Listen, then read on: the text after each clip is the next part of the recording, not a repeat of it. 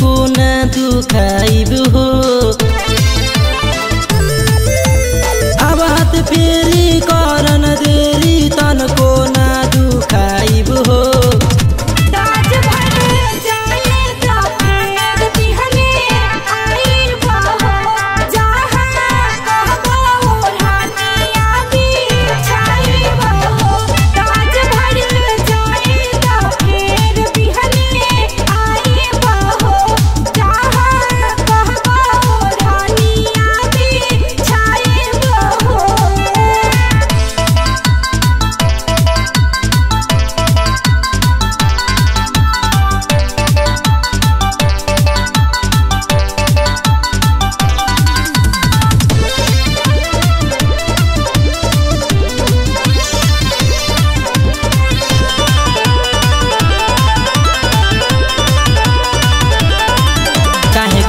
तारू आना कानी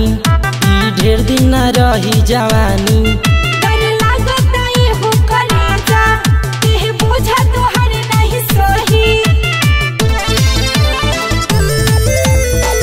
काहे कर तारू आना कानी ढेर दिन न रही जवानी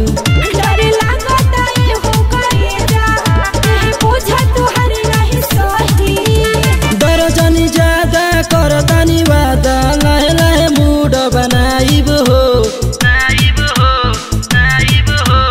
दर्जनी ज्यादा करतानी वादा लहे लहे मूड बनाइब हो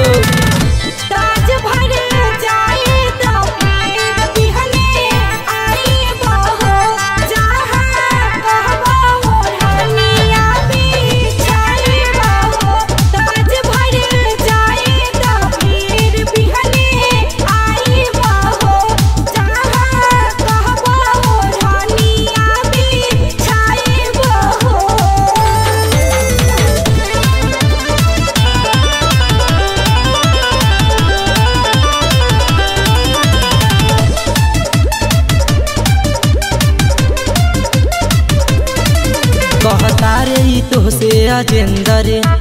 तोहरा जवानी के टेंडर अभी हिम्मत न पावे भीतर से